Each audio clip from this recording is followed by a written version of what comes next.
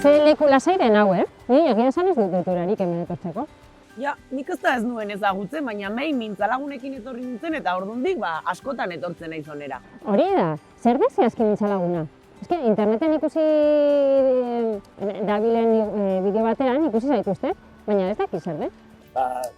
Esango dizu, zer jakin nahi duzu? Hemen Iruña herrian, karteletan jartzen du mintzalaguna. Baina gero bideoan mintzalaguna, solalaguna, berbalaguna, ez dakit. Hori desberdinak dira? Bai, guztia dira mintza praktika programak, baina lekua edo eskualdearen arabera izen bat edo beste hartzen du. Berbalagun, solaslagun, mintzalagun. Baina zehazki zer dira mintza praktika programak? Begira, lehen mintza praktika programa Donostian sortu zen, 1983 urtean, Bagera elkartean. Eta ordundik, uste dut, 7.000 mintzalagun inguru gaudela Euskal Herrian barna, sakabanoturik dauden, egitasmo desberdinetan parte hartzen. Mintzalagun programa euskaraz aritzeko uneak eta guneak sortzen dituen, egitasmo bada. Bale. Orduan, euskara ikasten ari direnek, euskara praktikatzeko lekua dira. Bueno, lekua baino gehiago nik esango nuke, taldeak garela. Bale. Eta ez da soilik euskaltegitan goiko mailetan daudenentzat, edo norentzat, ikasle horientzat, euskara jaso dutenentzat, zarra, gazteak, bertakoak, etorkinak. Hor dena nahazteta? Bueno, denak nahaztuak ez, egiten dena da, astean behin elkartzen gara, 5-6 lagunetako taldeak sortzen dira, eta kontuan hartzen da, batzuk aukeratutako ordutegia, zaletasunak, euskara maila. Gu adibidez, taldean 6 lagun gara. Jaione, Xabi, Pampi, Ainara eta gu biok. Nik euskara aspaldian ikasi nuen euskaltegian. Eta honek euskara jaso zuen etxean. Eta hau taldeko bidelaguna da. Bera normaltasunez euskaraz bizi dena. Bale, ongi. Orduan, bidelagun hori, zu, besteen irakaslea zara. Ez.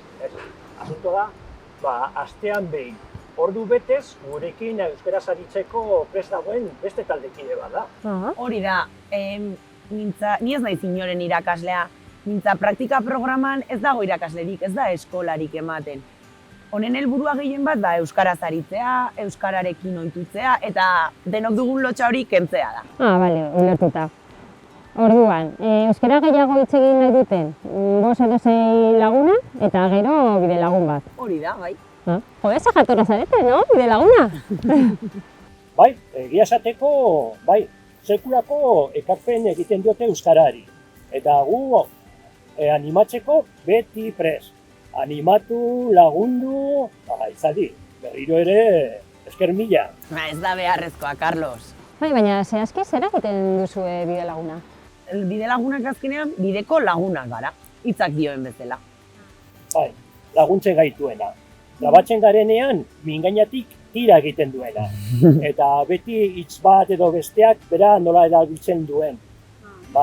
Zuzenketa batzuk ere egiten ditu, baina beti modu positiboz, esaldiak moztu gabe. Eta noren elkartu zarete? Noren elkartzen gara, taldearen arabera. Hori normalean taldeak berak erabakitzen du. Guk normalean kafe bat hartzen elkartu hori gara, baina eguraldi honen egiten duenean ere paseito batzuk ere ematen ditugu.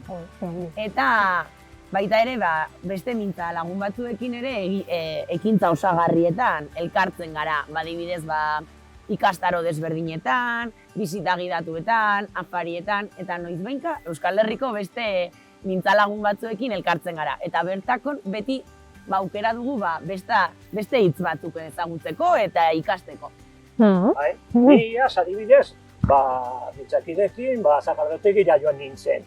Hor, Donostiko, Tolosako, Baztango, Hondarribi eta Irungo jendea ezagutu nuen.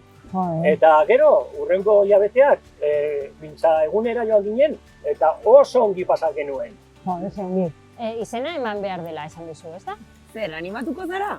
Egia zen oso interesgarria iruditzen zait. Agian proba egingo du, merezi, ez da? Bai, zalantzarik gabe, merezi du.